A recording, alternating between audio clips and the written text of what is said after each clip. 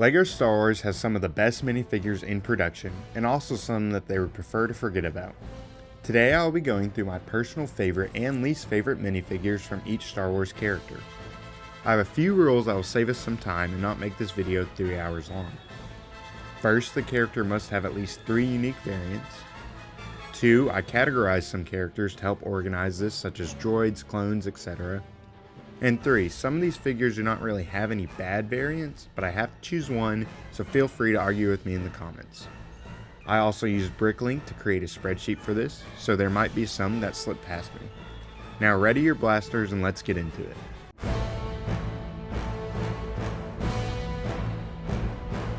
This section will cover characters who are seen across several eras of Star Wars. Some characters will have some overlap in different sections. Starting out with the astromech droids, the best figure goes to R2-Q5. I remember seeing this black and bronze color scheme in the Complete Saga video game and just falling in love as a kid. He can be found today in the 2011 Advent Calendar set. There's going to be a lot of Advent Calendar figures on both good and bad sides today. The worst of these droids goes to R1-G4 from the original Sandcrawler. I'm even surprised that this counts as an astromech, but apparently it does. The brick-built version does not help. Now for a heavy hitter.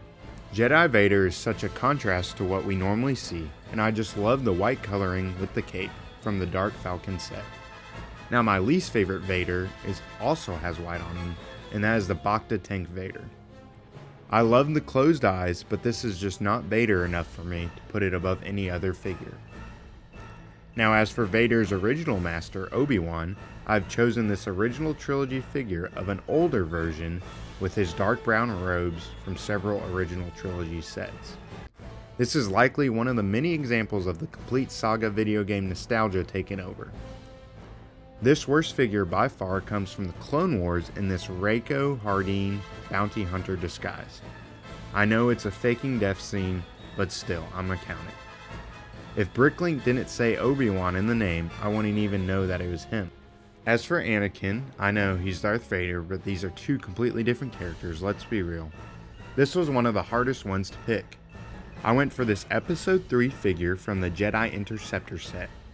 I love the printing of his outfit on this figure a little more than the others, but the golden headset is what tipped it over the edge. The worst figure comes from the Darth Vader transformation set, which comes with this Anakin figure who really does not seem to care that half of his body is burned off and that he is being turned into a half cyborg to be tormented for the rest of his life. Another predominantly white figure that I just absolutely love is this white Boba Fett from a specific polybag in this specific special book. Boba Fett is such a weird character because the history of this figure shows very different designs. I ended up going with this modern figure from the Book of Boba Fett. I'm not the biggest fan of the more modern designs, but this one has none of the accessories, which lowers it to the bottom of the list for me. Palpatine is a figure that also has a very few distinct designs. My favorite figure is from the UCS Death Star with this cape and hood. This figure just seems most movie accurate and intimidating. The worst figure starts to show how much I do not like most of the Clone Wars TV show designs. I went with this Chancellor Palpatine figure with the horrible Clone Wars eyes from the Rebel Attack Cruiser set. Chewbacca is a figure that I actually have some real strong opinions on. This brown version from a good amount of the older sets is how they should have kept him. The modern sets do not do him justice. The worst offender of this is the Chewbacca from Solo that has these goggles that make him look like that one kid in your elementary school basketball team that you would never want to pass to. The last figure in our all category is another tough one. I ended up choosing this prequel Yoda because the printing seems to be the most accurate without being the over-the-top Clone Wars version, even though I do like the Clone Wars Yoda figure too. Now the next figure is very similar, but the differences are what ruin it. The coloring is pretty rough and the neck bracket really throws it off. This figure was found in one of the Duels on Geonosis sets.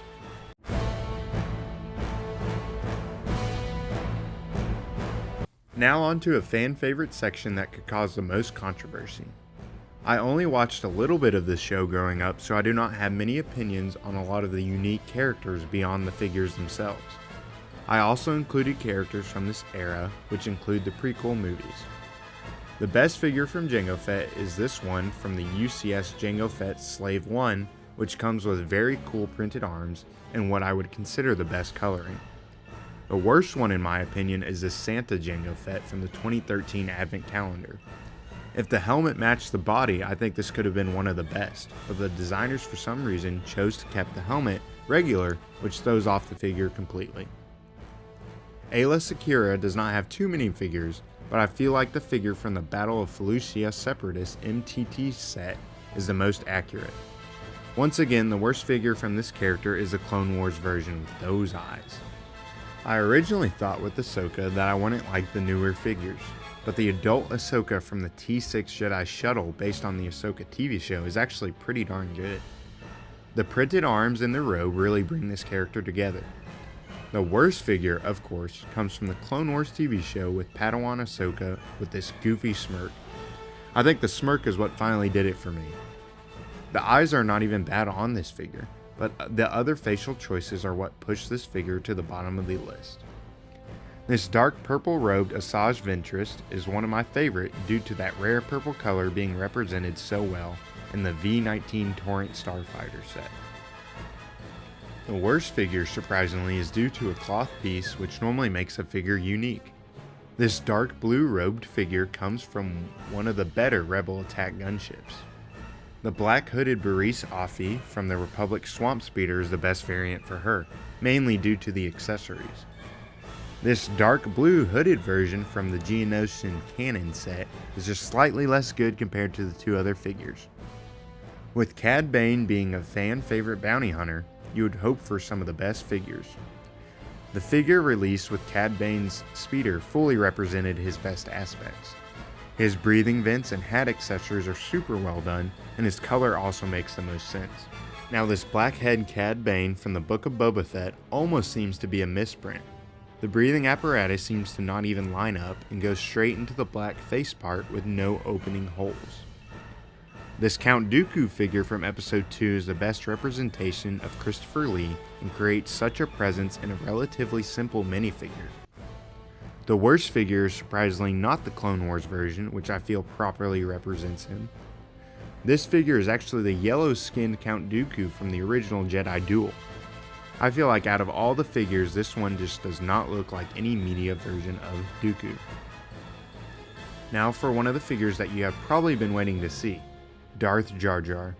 The greatest of all Siths was featured in the Dark Falcon set that provides us with some of the best minifigures in all of Star Wars. Now the worst Jar Jar is just this boring printed head version from the Gungan sub. For Darth Maul, I feel as though my opinions differ than a lot of fans when it comes to the design. I always prefer this hooded version that is in several Episode 1 sets like the Sith Infiltrator. The worst one appeared in the Darth Maul mech and for some reason was printed without pupils, which makes him look very bootleg. This tan armored version of General Grievous is a perfect example on how Clone Wars design can be the best variant. Now the worst version might ruffle some feathers. This straight leg Grievous I'm sure is very nostalgic for many Star Wars fans, but it just does not do it for me. This Episode 2 Dark Geonosian I feel is the best version of any Geonosian that we have seen. The dark tan wingless version from the Clone Wars TV show is just lacking in accessories and details that every other figure has. Now the biggest butchered figure that has no great figures, but the best option for Kai-Adamundi came in this Republic Juggernaut set. Now the worst figure of the Jedi Master comes from the Geonosian Starfighter set, which is where our last bad figure came from. We might see a pattern with this set later. The best Luminara figure has to go to the one with the light-up lightsaber from the Wookiee Catamaran. Not only is this lightsaber cool, but I remember the figure in the Complete Saga being very similar to this. All of her figures are pretty decent, but I had to give out last place to the Clone Wars version. The eyes again are not the main gripe. The headgear just seems to not fit proportionally. Similar to the last figure, Mace Windu has a light-up saber version as well. With purple being such a rare saber color, having one light up just makes it that much cooler. I also feel like the simple Mace Windus are the best. Also similar to the last figures, the eyes. Everyone has to agree with me on this one though, right? I always enjoy when LEGO puts efforts into side characters such as this Naboo fighter pilot. Even this red one's pretty good, but the colors just seem to oddly blend together a little. Too much for me. Most people, when they think of LEGO Padme Amidala, or even live action Padme, they think of the Geonosis arena scene. This figure is just perfectly translated from the movie. This Padme from the Clone Wars, however, is perfectly translated from a horror movie.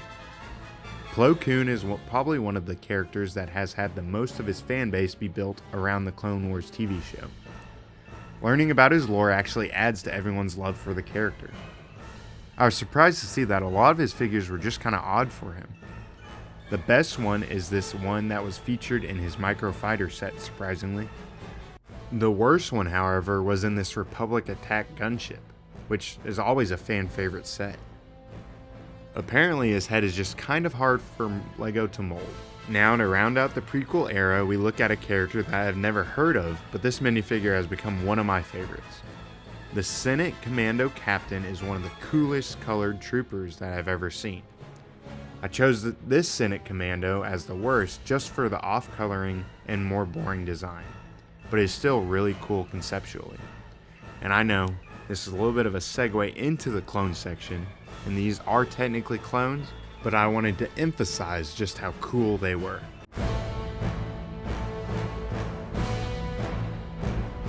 This section will focus on the cult favorite figures that many people might look for in huge lots. There might be some blurred lines here and later, but just bear with me. For the clone airborne troopers, I chose this Geonosis camo pattern that is just so sick. The figure I chose for the worst is still good, but seems just a little too basic even with the cloth. Out of the ARC troopers, I chose the main man himself, Fives. The mixture of the color, accessories, and arm prints just creates one of the best clones that LEGO has given us. Now for the worst ARC trooper, if you can even call it that, is Echo. I still love this figure and it was super hard to pick out of the ARC troopers that I could find. Speaking of the Bad Batch, each character was super unique, but there is one that rose above the rest. Tech has some of the coolest printing and coloration of this era. This might also be because he is very reminiscent of Imperial Scout Troopers. I chose this Hunter figure due to how simple it is. The clone helmet is the only non-super unique headgear out of the Bad Batch group. Shock Troopers are one of my random favorites in the Star Wars universe. I chose this Coruscant Guard, and for the worst I chose the same, but with those darn Clone Wars eyes. For the original Phase 1 base clone troopers, I chose this kitted out clone with all the extra pieces. Most of the Phase 1 clones are pretty similar, but I chose this black headed one just due to the head being blank. You can't really pose it without the helmet. For the Phase 2 clones, I chose this orange marked clone, which contrary to what I just said, has a blank black face. This one might not count, but I chose Oddball due to how unclone-like he is. Now onto the clones higher in the ranks. For Captain Rex, I chose this vibrant colored variant that has such cool accessories, such as this blue shoulder cape. This old Captain Rex from Rebels comes with no real interesting parts, and it could just be really any old clone. Commander Cody is my personal favorite with his cool orange-yellow distinctive marks. This figure with the classic orange visor is just so cool to me. Now to round out our unholy trio of minifigures from the Geonosian Starfight set, we bring out this Commander Cody with a gray visor and not much else. Certainly the least offensive out of this one set. This cool red Coruscant Guard version of Commander Fox won the vote for me. For the bad figure, I went with this version of Fox from the Spider Droid set, even though I still think it is very cool. He was certainly one of the hardest ones to decipher and find a bad one. Well, he's got those horrible eyes, so I guess I don't feel that bad for putting him down here. Commander Gree is one that I wish would have had more involvement in the movies. The Kashyyyk camo is so clean, and the dark gray on his mask just completes the minifigure.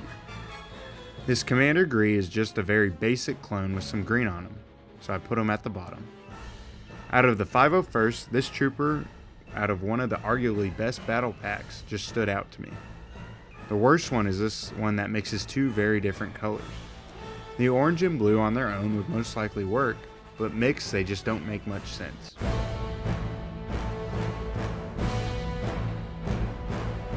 Now on to the section that ended up being one of my favorites. Droids have the opportunity to just be so unique, and LEGO took advantage. Starting out with the banger, we have everybody's favorite Gonk droid.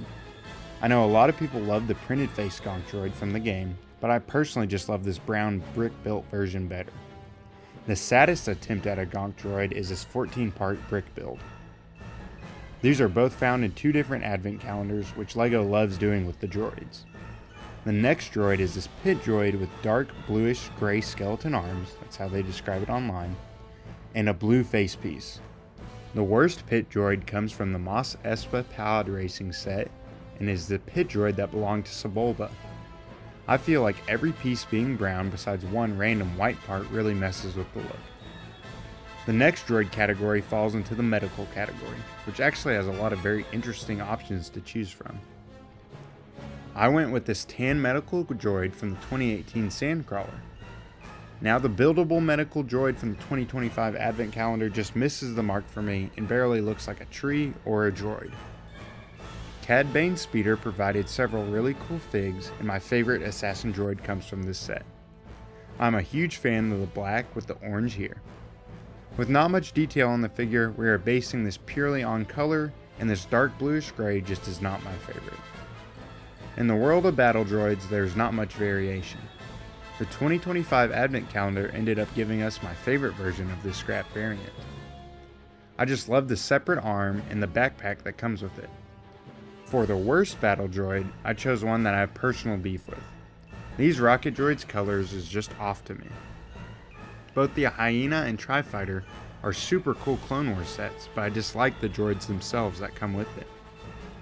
I know the next guy is across the Star Wars universe, but I missed him earlier, so we're going with it. This serving tray R2-D2 from Jabba's sail barge has such a crazy detail in the drinks themselves that it sends it over the top for me. Now the sweater variant of R2-D2 from the 2022, ironically, Advent Calendar misses some details. I feel like the sweater piece seems disconnected. I think it's not horrible, but they took a risk and it did not fully pan out.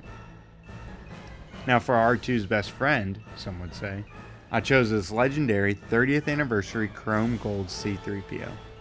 I'm a huge fan of gold, and this special minifigure is just so iconic that I had to include it. Now it was actually pretty difficult to choose a bad C-3PO, because there are some really unique variants, and the vintage figures are actually all pretty solid. I went with this one from the Sandcrawler set. I just felt the color from this one was just slightly worse when compared to the few more vintage iconic choices. Now this might not technically count as a minifigure, but it was one of my most favorite playable characters in the complete saga. That being said, my most favorite brick-built figure of the Droideka is this one that most resembles that in-game design. The worst design goes to the Sniper Droideka from the AT-RT set. The skinniness is what ruins it for me. For the mouse droid, I actually chose the holiday one found in the 2025 Advent Calendar. I feel as though this one is unique enough to put it above its generic brothers. The worst one, however, is so plain I'm sure I have probably built it accidentally with spare parts. This lame attempt comes from the Mini Boost Droid Polybag released in 2019, which had a lot of cool droids. The final droid on our list is another super popular one, the Super Battle Droids. See what I did there? These were for sure my second favorite droid to play as in the complete saga. Now when looking on Bricklink, I did not see the ultra rare blue one that is always talked about, so I chose this black one instead. Since the minifigures were all pretty good, I chose to appeal to those who hate Technic, and chose this Technic Super Battle Droid as the worst. I actually just found out about this thing, and it is pretty darn cool.